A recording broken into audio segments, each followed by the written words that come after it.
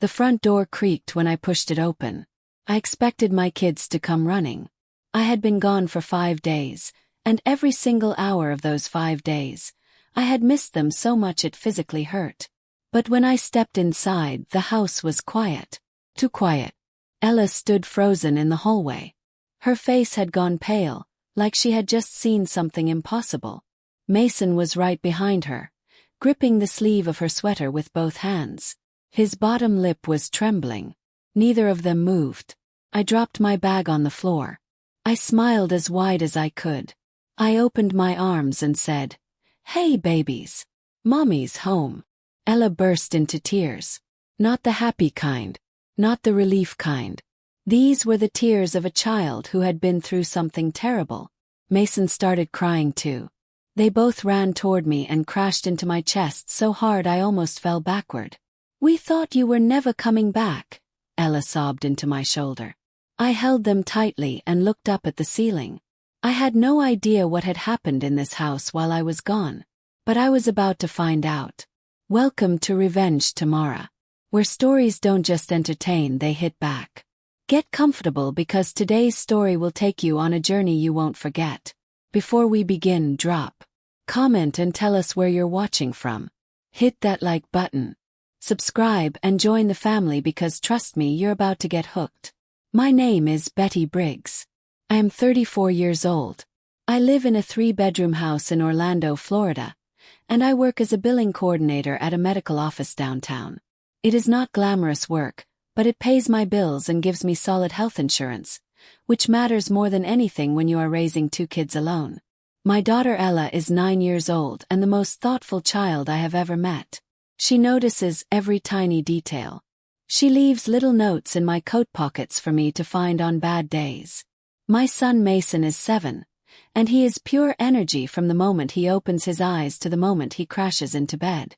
Loud and clumsy and funny, and I love every single thing about him. I have been raising them on my own for 3 years, ever since my divorce from their father, Jake. He moved to Texas and calls when he remembers to. The kids see him twice a year if we are lucky. I handle everything else. Homework, dinners, school plays, doctor visits, bad dreams. Just me. And my mother, Sophia Hart, who lives 20 minutes away and who I believed, with my whole heart, would do anything for these children. Right up until the moment I found out what she had done. It was a Tuesday morning in March when everything fell apart. I had been feeling off for a couple of days. A dull ache in my lower right side that I kept telling myself was nothing serious. I had work to get through, lunches to pack, a permission slip to find before 7:30. I did not have time to be sick. I dropped the kids off at school like normal. Mason told me he loved me 3 times before he even reached the sidewalk. I drove to work. By 10 in the morning I was sweating at my desk. By 11 I could not sit up straight anymore. The pain had gone from dull to sharp and spreading, moving through my side in waves that made my breath catch. My coworker Olivia noticed me hunched over my keyboard and walked straight to my desk. "Betty, you look terrible. Like, genuinely terrible." I tried to laugh it off. But when I tried to stand and grab my water bottle, I nearly fell into my filing cabinet. Olivia grabbed my arm fast. "That is it," she said. "I am calling someone." She called 911 before I could argue. I sat on the floor with my back against the wall, telling myself I was overreacting, while the pain kept getting worse. The paramedics arrived in under 7 minutes. They pressed on my lower right side and I made a sound that surprised even me. Their expressions shifted in that small, controlled way that told me this was real. As they wheeled me toward the door, I grabbed Olivia's hand. "Call my mother, Sophia Hart. Her number is in my phone under Mom." Olivia nodded. "I promise." I woke up in a hospital bed with an 4 in my arm. A nurse told me I was stable and that the doctor would be in soon. I asked what time it was. 3:47. My kids got out of school at 3:15. I tried to sit up immediately. The nurse put her hand firmly on my arm. She said my emergency contact, Sophia Hart, had already been reached. I exhaled slowly. Sophia had been called. She would get the kids. She would make them dinner. Everything would be fine. I believed that completely. Dr. Fowler came in 30 minutes later. He sat beside my bed, folded his hands, and told me I had a ruptured appendix. It had been inflamed for 2 to 3 days and had finally burst. The infection was already spreading through my abdomen. They had caught it in time, but only just barely. I would need emergency surgery within the hour. I asked very quietly, what would have happened if I had waited any longer? It could have become life-threatening, he said. I had almost driven myself home. I had almost taken some ibuprofen and gone to sleep. He asked if I had any questions before the operating room. I had 100, but the only one I said out loud was, "Can someone please let my mother know I am going into surgery right now?" The last thing I remember before the anesthesia pulled me under was the faces of my children. I told myself I had to come back. They needed me. I came out of surgery at around 8 o'clock that same Tuesday night. The recovery nurse told me everything had gone well. Barring complications, I would be in the hospital for 4 to 5 days. 4 to 5 days. That hit me harder than the surgery itself. Ella had a science project due Friday. Mason had his first soccer practice Thursday. I had dinners to cook and bedtime routines only I knew how to do right. The nurse brought me my phone. I had 14 missed calls, 3 from Olivia, 2 from my manager Carol, 9 from a number I did not recognize. Nothing from my mother. I thought that was a little strange but pushed it aside. Sophia was not a big phone person. She probably figured I would reach out when I woke up. I dialed her number. Voicemail. I left a message telling her I was out of surgery and needed her to keep the kids through the week. My mother called back the next morning, sounding perfectly normal. Calm and even cheerful. She had picked up the kids without any problems. Made them spaghetti. Put them to bed at their regular time. "Mom," I said. "Thank you. I genuinely don't know what I would do without you." "That is what mothers are for," she said. Something about the way she said it felt slightly flat, like she was reading words off a card. But I was worn out and full of medication and told myself I was being paranoid. She said she would try to come visit. She never did. Not once in the 5 days I was there. The days inside that hospital blurred together. I slept a lot. I shuffled up and down the hallway with my 4-pole and thought about my kids every single hour. On Wednesday, Ella sent me a text. "Are you okay, Mommy?" I replied immediately and told her I was doing better and would be home very soon. She sent back one small heart emoji and then nothing else. That was unusual. Ella was always a talker, even over text. Mason did not call at all that day, which was stranger still. He loved calling. He would talk for 20 solid minutes about nothing and I lived for every second of it. That evening I called my mother to talk to them both. Mason did not come to the phone. She said he was busy playing. When Ella picked up, her voice sounded strange. Quiet and small and careful, like she was selecting every word before she said it. Something twisted in my stomach that I could not fully explain. Olivia came to visit Thursday afternoon with grocery store flowers and a container of homemade chicken soup. She asked how the kids were doing. I told her I thought they were fine, that Mom had everything covered, that they seemed a little quiet but probably just missed me. Olivia nodded slowly. Then she asked, "Have you actually talked to them? Like really talked, not just quick check-ins?" She looked at me in a careful, measuring way.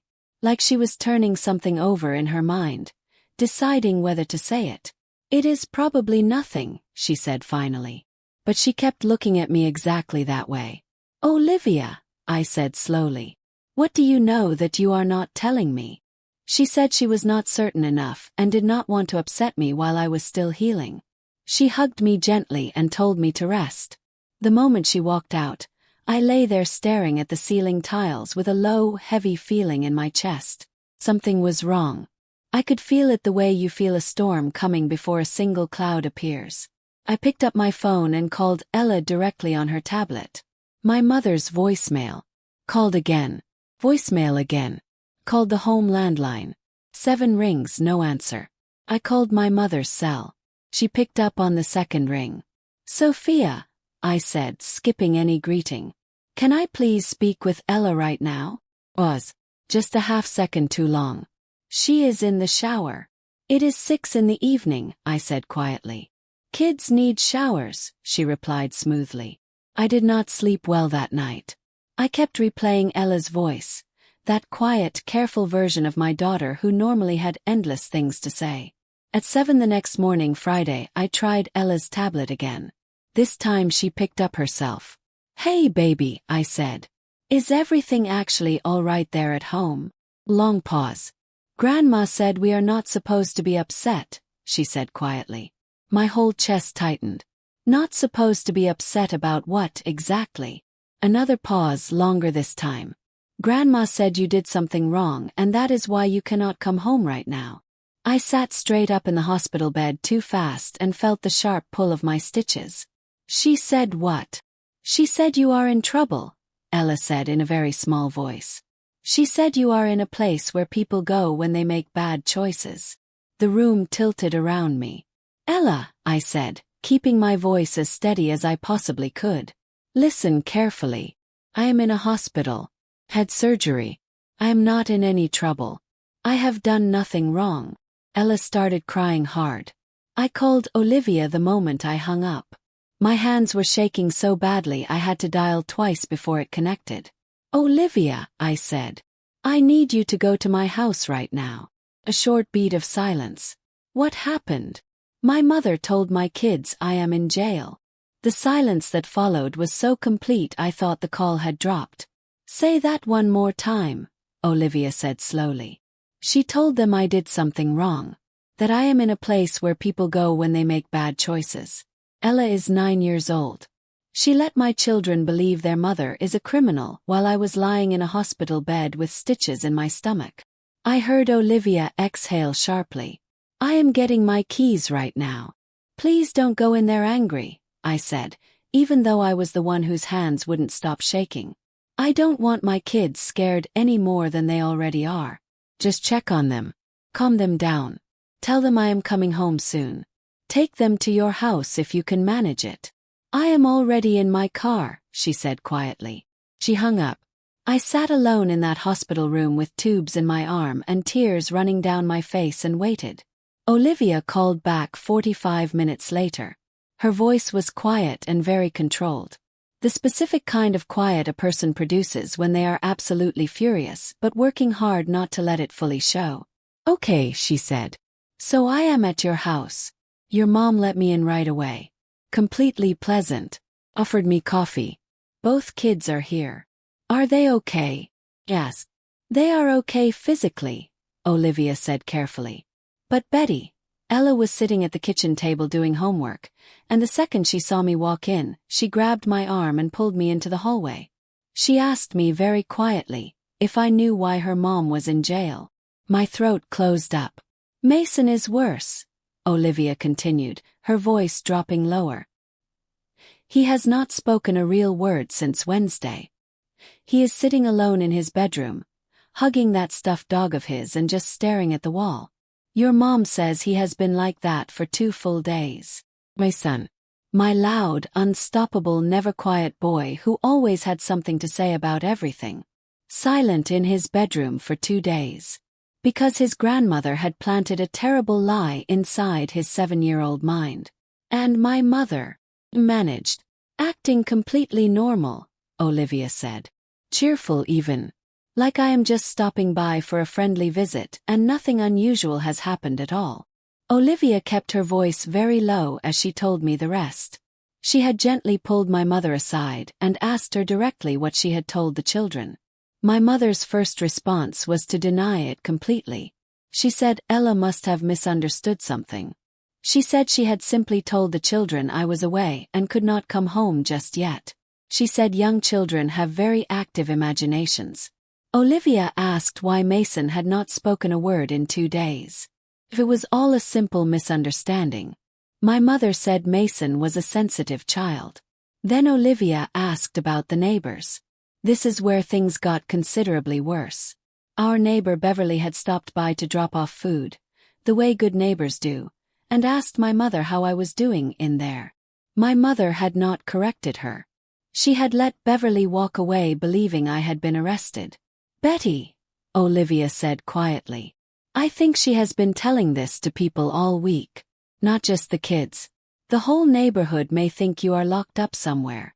I stared at the ceiling of my hospital room. I asked Olivia to please take the kids back to her house and keep them calm. Then I lay back and began thinking very carefully about what I was going to do next. I let myself cry for about 10 minutes. Real, ugly, shaking crying into my hospital pillow. Not only because I was heartbroken but because I was furious and completely stuck. I was in a hospital bed with stitches in my side and nothing I could do about any of it yet. My children were at my neighbor's house because their grandmother had spent 5 days letting them believe their mother was behind bars. I had trusted her. That was the part that kept landing on me hardest. When Olivia called her from that office floor, the first thing I felt was relief. 'Cause I thought, at least my mom is coming. At least my kids will be safe. And they were physically safe. They had been fed and housed and taken to school. But what my mother had done to their sense of security, to the picture they held of me in their hearts, that was damage I could not measure and did not yet know how deep it went. Mason, who had never been quiet a day in his life, had gone completely silent. Ella, who trusted me with everything, was carefully selecting every word. I wiped my face. I straightened my back against the pillow. I thought clearly about what I was going to do when I walked through that front door. Because something was going to change. I called my mother at 8 o'clock Friday night. I had spent 2 hours deciding what to say. And I had made a very deliberate choice to say almost none of it. Not over the phone. Not when I could not look directly at her face. She answered on the 3rd ring. Betty, she said warmly.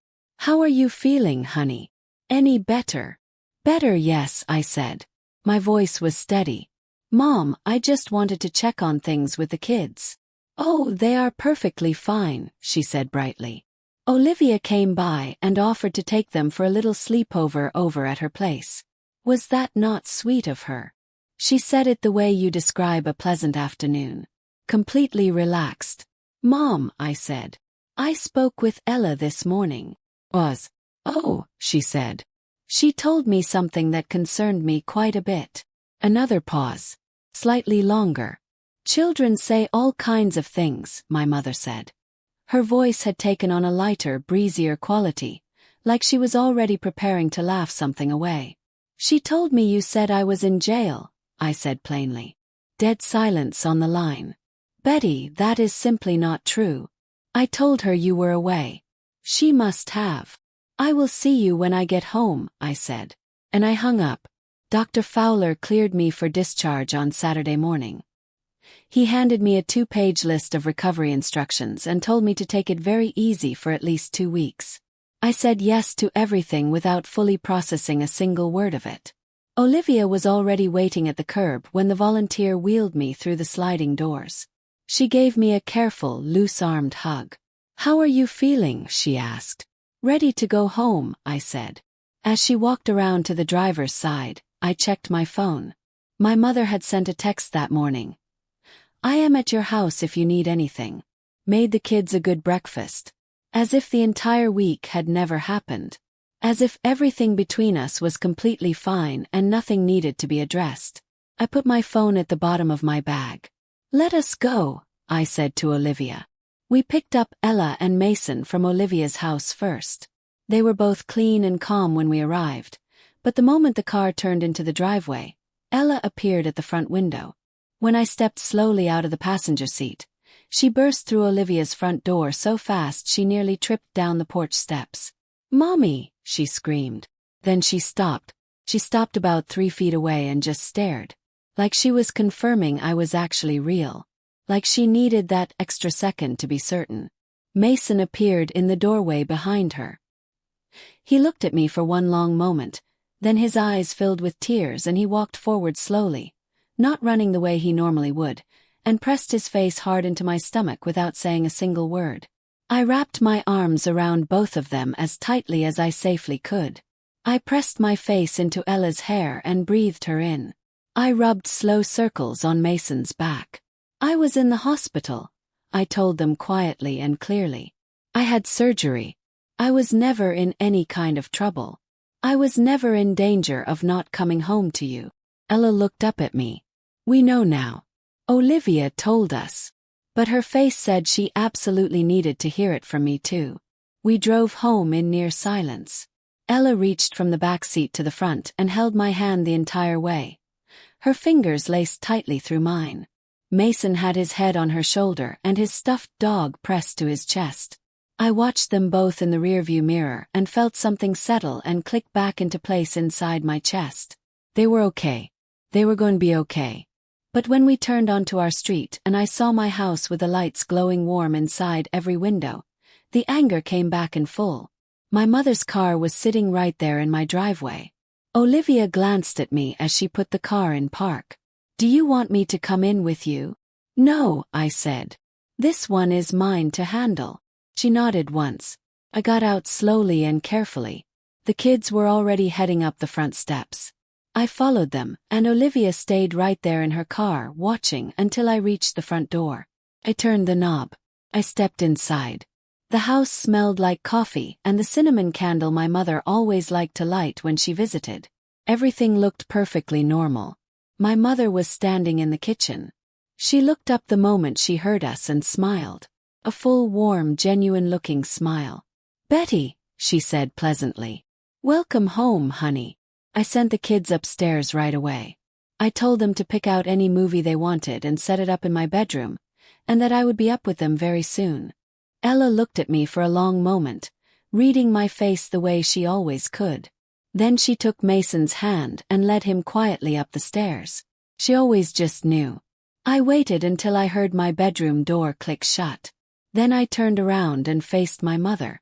She was standing at the kitchen counter with her coffee mug held in both hands, still wearing that calm, pleasant expression.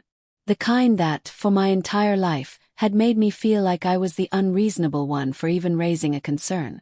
Mom, I said clearly. Why did you tell my children I was in jail? Betty, I did not. Do not, I said quietly but firmly. Do not tell me Ella misunderstood you. Do not tell me Mason is just being sensitive. Do not tell me you only said I was away. Beverly next door asked how I was doing in there, and you let her walk away believing I had been arrested. You told the whole neighborhood. My mother set her coffee mug down on the counter. Her expression shifted. Just slightly. The warmth pulled back an inch and something older and harder surfaced quietly beneath it. I did not think, she said slowly, that it was appropriate to tell young children their mother had nearly died. I stared at her for a moment.